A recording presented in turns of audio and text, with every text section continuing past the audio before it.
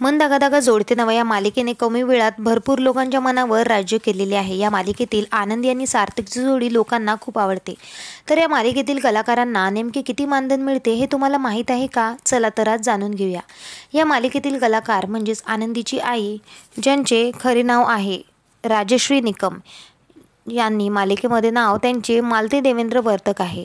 तर यांना पर एपिसोड 20,000 रुपये मिळतात। यांनी यांच्या आईची भूमिका उत्तमरित्या पार पाडलेली आहे। त्यानंतर या मालिकेतील साईड ॲक्टर म्हणजेच सोहम नंदरकर, ज्यांचे मालिकेमध्ये नाव आहे केदार, यालासुद्धा पर एपिसोड 20,000 रुपये मिळतात, कारण हा कधी कधीच दिसतो।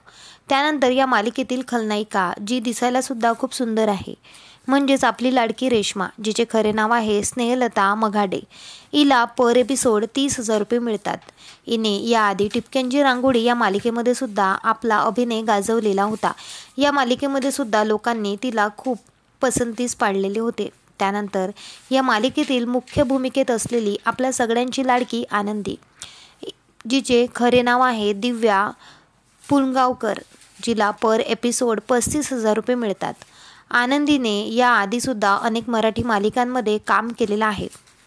त्यापैकी एक म्हणजे गोड गोजिरी साजिरी मुलगी झाली हो या मालिकेमध्ये तिने काम केलेलं होतं।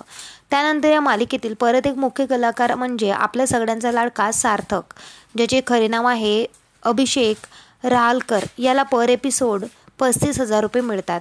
याने याआधी तू तेव्हा तशी या झी मराठी वाहिनीवरील मालिकेमध्ये काम केलेलं आहे। त्यानंतर या मालिकेमध्ये अजून असे अनेक कलाकार आहेत ज्यांना भरपूर मानधन मिळतं।